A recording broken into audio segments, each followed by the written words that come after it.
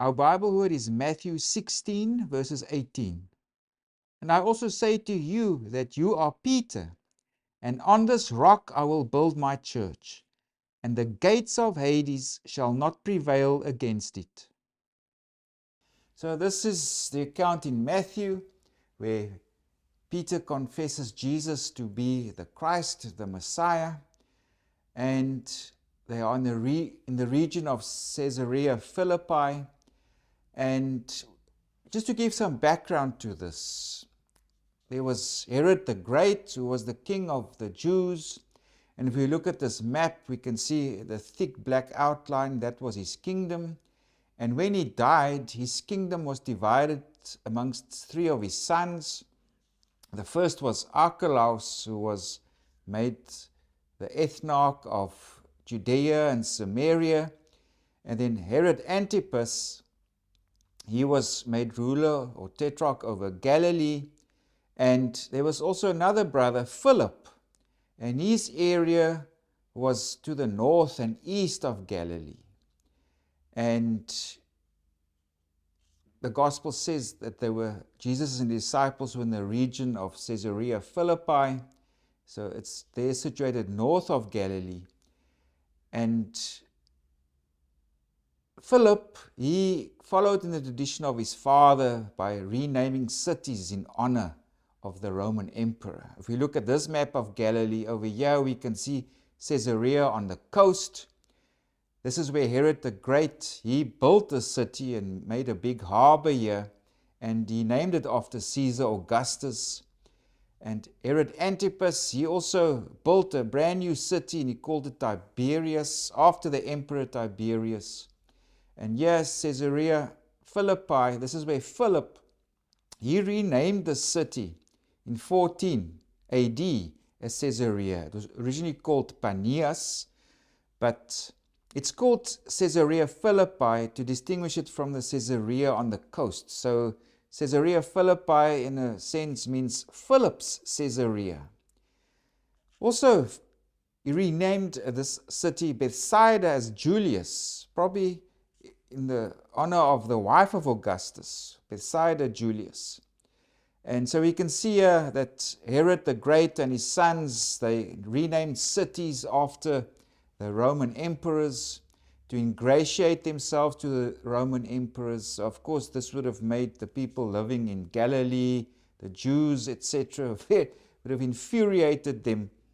Because Herod the Great here, in this Caesarea on the coast, he even built a temple dedicated to Augustus, because the emperor was also regarded as divine in a degree. So you can imagine what the influence this had. But this is the setting for our current pericope that we're dealing with. So Jesus and his disciples, they were in the region here of Caesarea Philippi, and then he asked his disciples, "Who do men say that I, the Son of Man, am?" So the Son of Man was a title that the Gospels apply to Jesus. The meaning, it varies, depending on the context. Normally it would just be a means to say I or me, or it can refer to any human being. In the Gospels it refers to Jesus, that he's this divine being. He's the ruler of the cosmos, and this is derived from the language that we find in Daniel. The Son of Man who comes to the Ancient of Days and is given universal rule. So the Son of Man figure in the Gospels refers to Jesus. He will be this cosmic ruler. He will be given rule and authority over everything. And he will also be a judge and a deliverer. So this is also what the Son of Man means here. So it can in a sense mean, Jesus say, who do the people say I am? But also from a theological perspective, the Gospels also saying, who do the people say the Son of Man? In other words, this cosmic, this ruler over all, this deliverer figure. Who do the people say he is? So now comes the response. It says, some say you are John the Baptist, some Elijah, and others Jeremiah or one of the prophets. Now, Herod Antipas, already earlier in the Gospel of Matthew, if you go read chapter 14, verses 2, when he hears of Jesus, he says, this is John the Baptist who has been raised from the dead. Others say it's maybe Elijah, Jesus, because the story in the 2 Kings, if you go to 2 Kings 2 verse 11, Elijah was taken up in a fiery chariot. And also in Malachi 4 verses 25, it's actually said Elijah will come back. So some says, this is Elijah. Jesus is Elijah. Others says, well, he's one of the prophets like Jeremiah or somebody else. So obviously people were speculating, who is Jesus? Maybe it's John the Baptist. Maybe he's Elijah. Maybe it's Jeremiah or one of the other prophets. Then of course Jesus speaks to his disciples and says, okay, who do you say that I am? And now comes Peter's confession. He said, you are the Christ, the Son of the living God. We must also note that in Gospel of Matthew, Peter plays a prominent role. He plays a prominent role in the other Gospels also, but specifically in the Gospel of Matthew. There's more events that happened around Peter that's related. And this all begins already at 14 verses 28, where there was a storm at sea and Jesus was walking on the water. And of course the disciples were afraid and whatever, but Jesus said, don't be afraid, it's me. And then Peter asked him, can I also walk on the water? And then Jesus says, come. And of course we know the story. Peter started walking on the water and then he started to sink. Also, if you go to chapter 17, there's a story where people come to Jesus, or they ask Peter, doesn't your master pay the temple tax? Then Jesus tells him, go to the sea, you will catch a fish, there will be a coin and you can use it to pay for us. There's also in 18 verses 21 to 22, the story of how many times must I forgive? Peter asks. If you read the parallel account in Luke 17, it's Jesus just gives teaching, you must forgive 70 times 7. But here in Matthew, it's the words or the question is put on the lips of Peter, how many times must I forgive? 7 times? Then there Jesus tells him, no, 70 times 7 times. And here also in our current textual unit, Peter receives prominence because after his confession, based on his confession, Jesus gives him a special task, a future task for him. And there's another thing that's going on here in the Gospel of Matthew. It's about the church. The disciples will become the future leaders of the church. It's only in the Gospel of Matthew where there is this concern for the church as such, because it's only here where the term church, or the Greek ecclesia, it means assembly, is actually mentioned by Jesus. And that occurs here in chapter 16 verse 18, and also in chapter 18 verse 17, where Jesus specifically or explicitly makes mention of the church. So for Matthew, the church is important, and the future leadership roles of the apostles is also important for him. And here we get a bit of that, because here we have Peter's confession, and now Jesus tells him, you are going to play an important role in this church. Because Jesus also tells him, blessed are you, Simon Bar-Jonah, for flesh and blood has not revealed this to you, but my Father who is in heaven. So this was a divine revelation that was given to Peter. Now, because he had this insight into the identity of Jesus, this is the first explicit identification of Jesus by the disciples in the gospel. Now Jesus tells him, and I also say to you that you are Peter. Now the word in Greek is Petros, and it means rock. So we can also paraphrase it, and I also say to you that you are rock. And on this rock I will build my church, and the gates of Hades shall not prevail against it.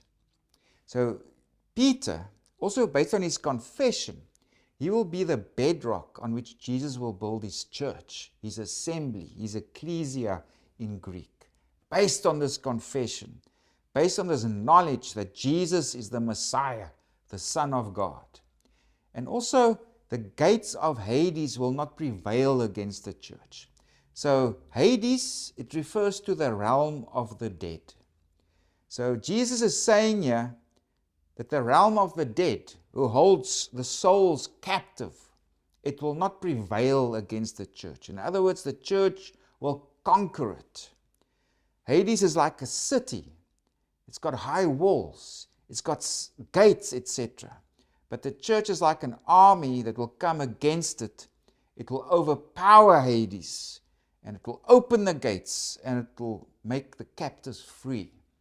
So part of the mission of the church, and that Jesus gives it, is that it will conquer Hades. It will overcome Hades.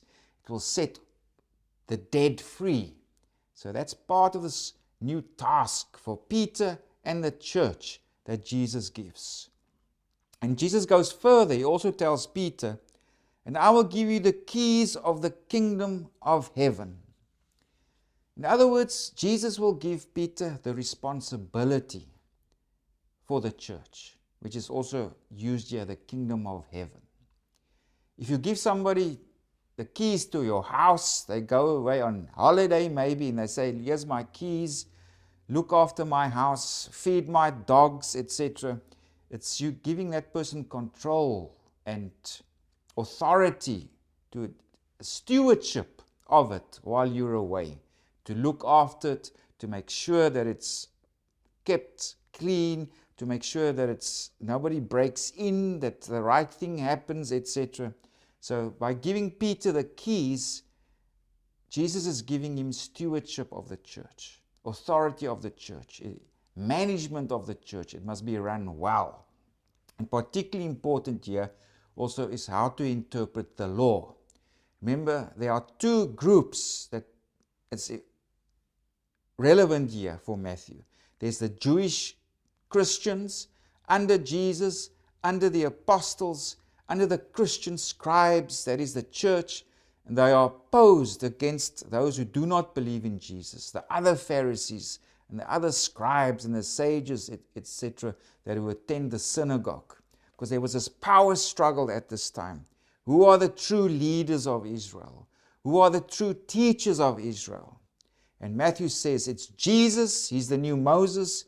It's through the apostles, specifically here Peter. He's the bedrock of this new community, the church. And of course also the author of this gospel as a Christian scribe who teach and interpret the law. And this is what goes on to say in verse 19.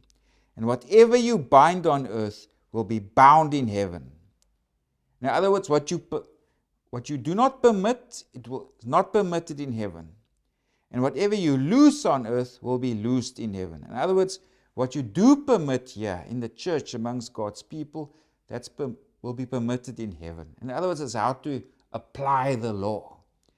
For example, binding, where Jesus gives an example, is you can't look at a woman because then you've already committed adultery.